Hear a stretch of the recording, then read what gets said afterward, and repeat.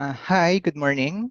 I am Jimbo Fatalia, and this 20-minute lecture will be an introductory lesson on economic sociology as a subfield that has re-emerged in the 1980s. So let's start by asking, um, when was the last time you bought a product, not because you needed it or you wanted it, but because someone or something has convinced you to try it. For example, with Maha Salvador's comical way of advertising Keratin Plus, Keratin, a lot of people started buying the product even though they don't really need or want to use the product at all. So I would usually employ this popular discourse and materials not only because they represent lived experiences, but also as they are pragmatically entangled with theory, and of course, owing to the recursive nature of social life, as Anthony Giddens would say, no, they reflect age-old social structural realities and the problems of the same. So for this particular lesson, we'll cover the following topics, but in the interest of time, we'll at least aim for two learning objectives. So we'll try to discuss the theoretical foundations of economic sociology as an area of inquiry, and alongside this, identify the major approaches to economic life using diverse sociological perspectives. First, let's have a brief survey of classical and contemporary social and economic thought, ranging from Adam Smith to Karl Polanyi, who delineated the formal and substantive schools, down to Granovetter's New Economic Sociology. Just a rundown, and we will get back to Marx, Weber, and Durkheim as we discuss the key approaches to economic sociology, primarily rooted in their ideas. All right. So economic sociology traces its growth to the development of economic thought in the 18th century, with Adam Smith publishing The Wealth of Nations. Here he proposed that the economic realm is determined by individual interests. So people are both rational and self-interested. And in the process, economic systems are established. Following this, several contentions have been made by classical economic sociologists such as Comte, Marx, Durkheim, and Weber regarding this project of Smith, to the point where the assumption that people engage in economic activity solely for their own optimal development no longer holds water. Because one, society and economy are intertwined, they are embedded with each other, and so there are many forms of rationality as societies vary in its aspects. Now, the concept of embeddedness was first introduced by Karl Polanyi. Polanyi distinguished between the substantive and formal economy. The substantive being centered or focused on reciprocity and redistribution, while formal is the rational choice theory by Smith, and to which many methodological individualists subscribe.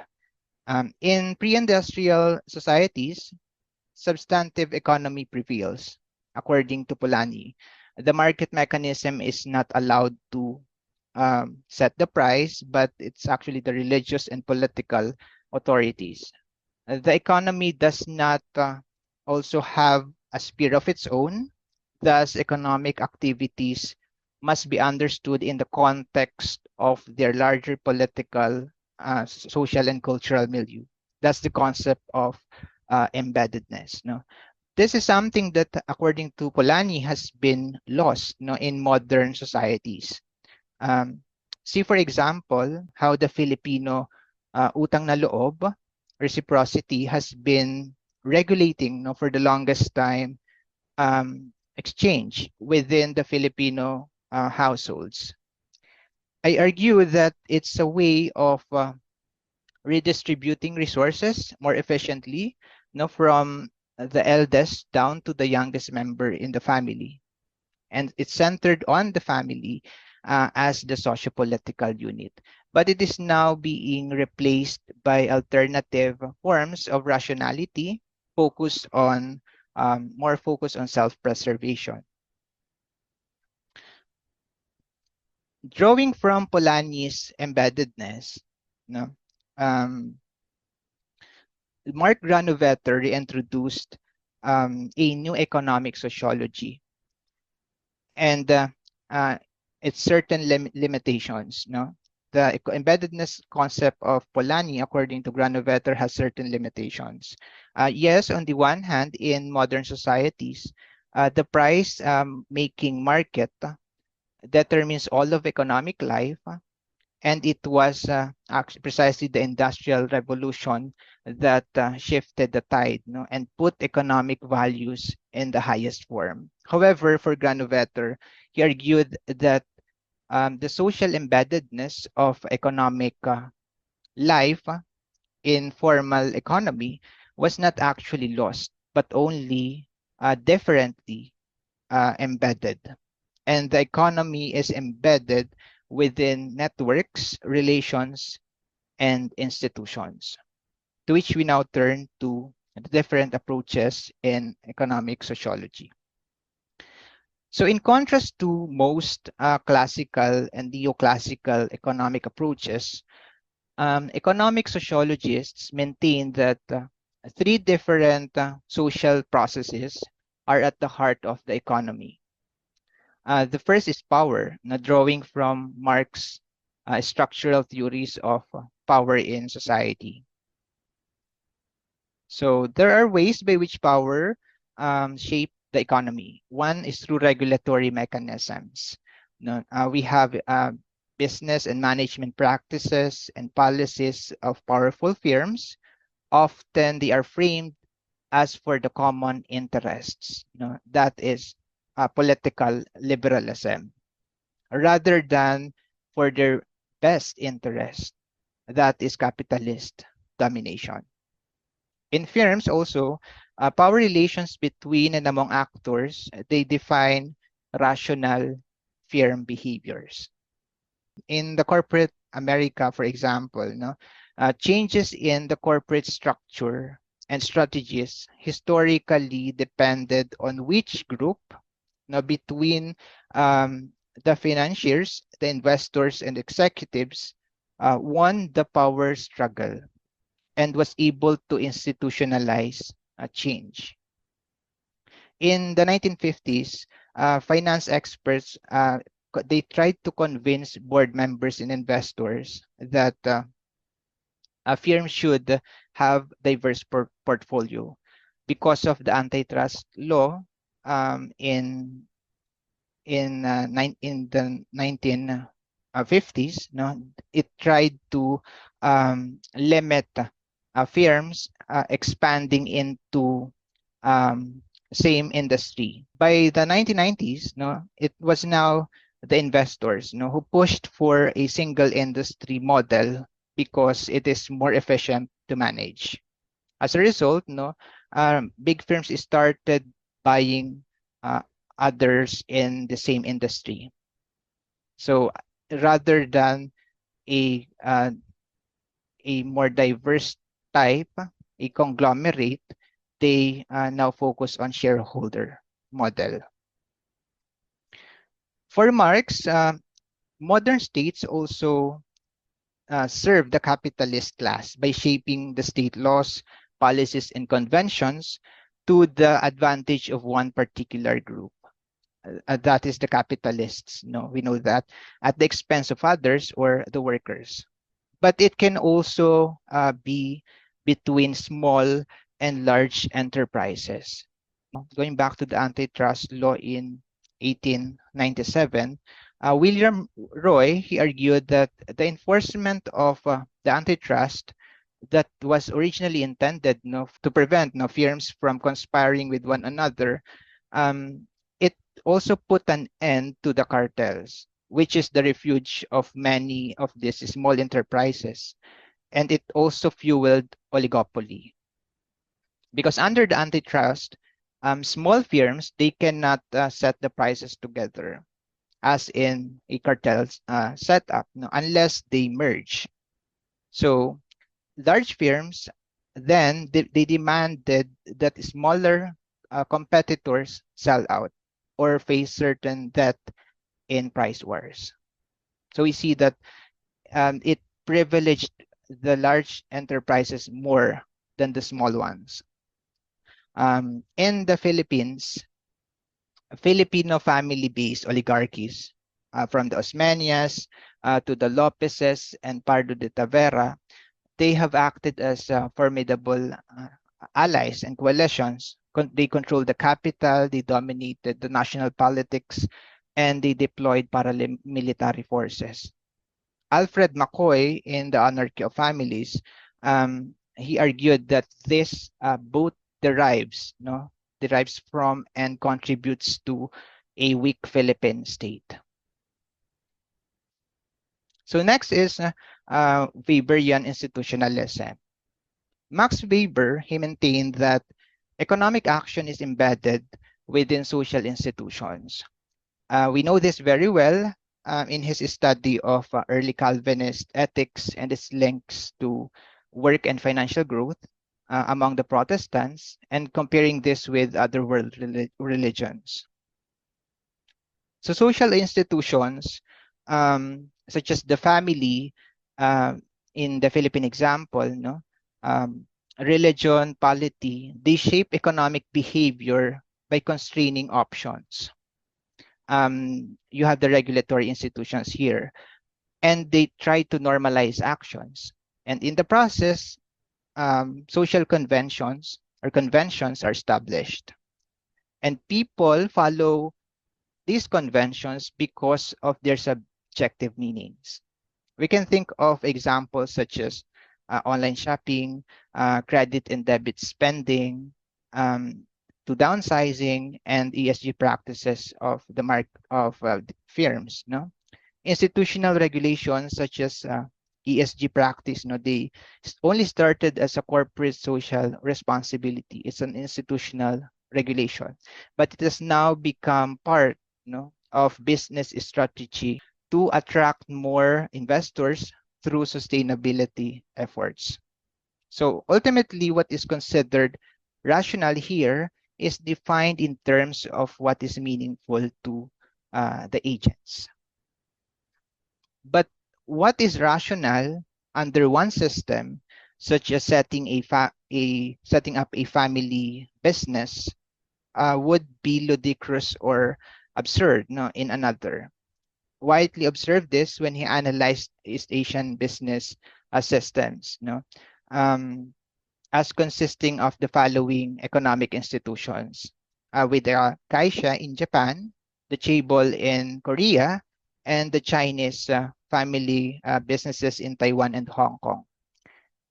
And this may influence, according to Whiteley, market entry in new export sectors, with, say, new firms being sponsored by Kaisha in Japan, new firms is sponsored by family-owned Chinese business in Taiwan and Hong Kong, and new firms subsidized by the state under the auspices of existing chaebol in Korea. Because unlike in Taiwan and Hong Kong with little state intervention, the government in Korea support this economic institution and structure. Political institutions also shape economic institution. And here comes the agency of political leaders to enact state laws that would legitimize or institutionalize one economic system, or favor one economic system over the other, or to institute new ones. And it is equally important, to know how change comes about, not only the agency of political actors. Following Weber's notions, no ideas bring about change in economic institutions, but they need power to be reinforced. That is because institutions are resistant to change, and they necessitate external shocks to define new structures.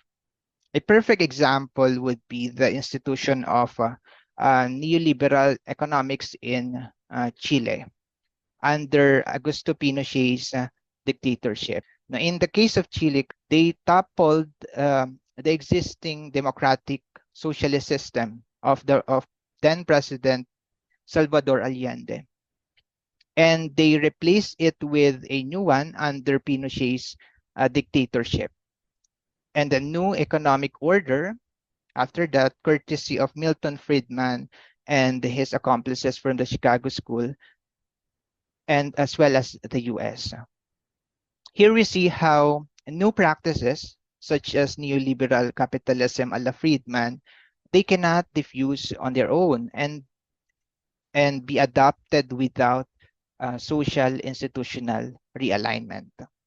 Rather, new practices diffuse, where existing social institutions are compatible. And if it's not compatible, you have to replace it with a new one. And systems have the capacity to effect change. Naomi Klein views it through the lens of shock therapy and disaster capitalism. But I see the process, being not too different from sociological institutionalism, where societal institutions only reinforce one another when they share an elective affinity. Powell and DiMaggio, they found that religion played a role in the adoption of certain management practice. With the the human relations paradigm more appealing to Catholics in Spain, and the scientific management style among the Protestants in Germany. Finally, the unit of analysis and approach in economic sociology is through networks. For Durkheim, we behave according to our roles.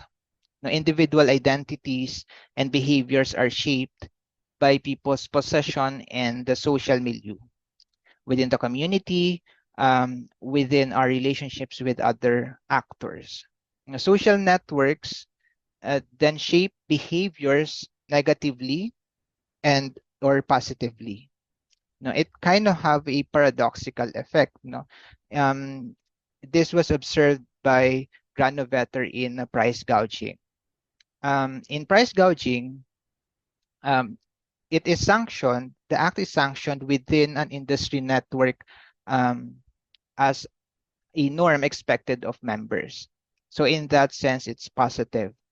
But Mark Granovetter observed that when a supplier finds out that they are the sole seller of a certain product, they would increase the price of the item. So in that sense, it's negative. It's paradoxical because the industry network is supposed to constrain the seller's actions and prevent them from putting unreasonable price. But it is that very network that is being considered by the sellers, why they need to raise the price, because of low supply and because the item is rare. We can also look at networking businesses as a good example.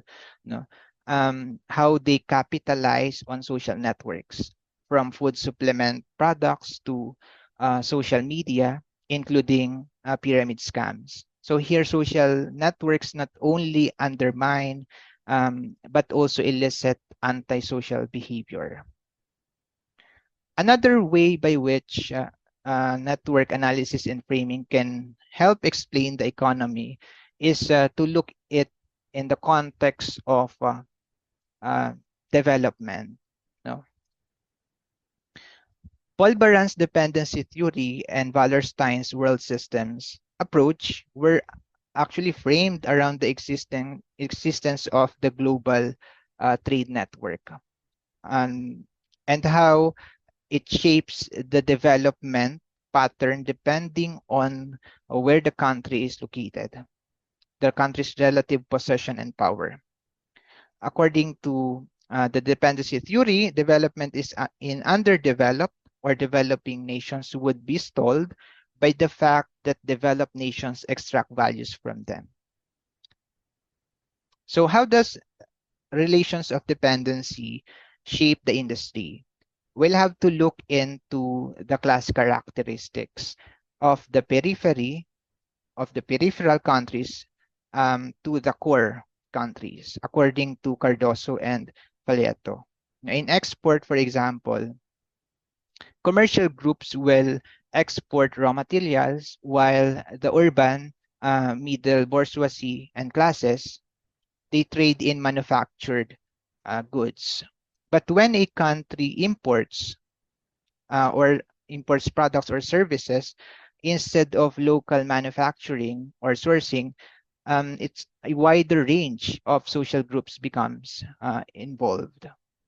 Multinational companies mining resources in developing nations, they form different cross-national class relations compared to export manufacturing.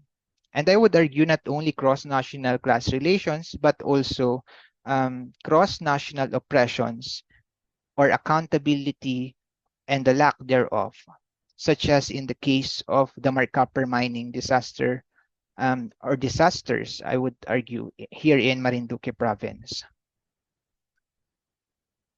So to sum up, economic practices, the behavior patterns such as pricing strategies in firm structures, they emerge in networks of actors via the institutionalization of scripts of how to behave in order to achieve particular ends.